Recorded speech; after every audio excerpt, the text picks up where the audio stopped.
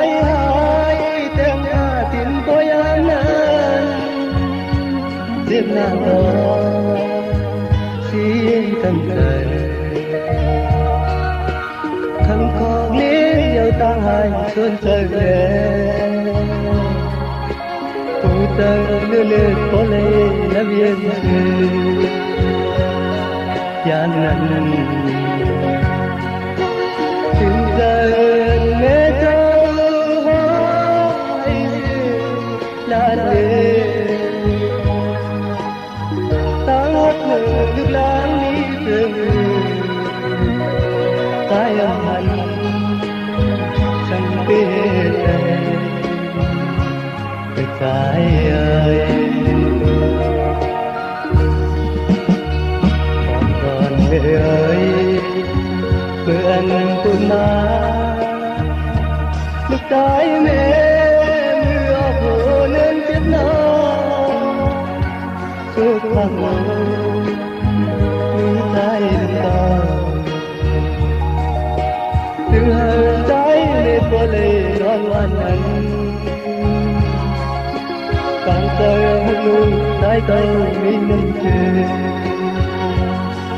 gia đình tu tên có tơ nước nâng gia đình có thái ô trái thân thêm có thằng non năm mươi lần cầu kia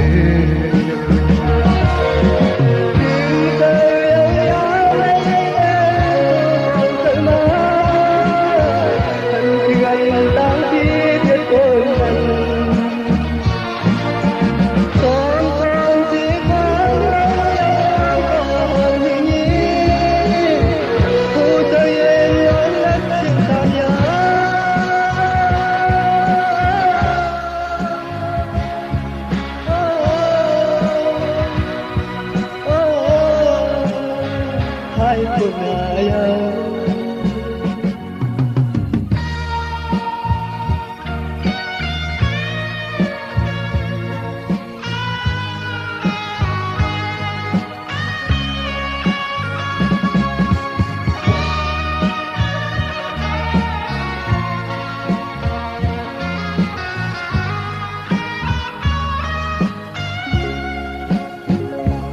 còn mẹ ơi bữa ăn bữa má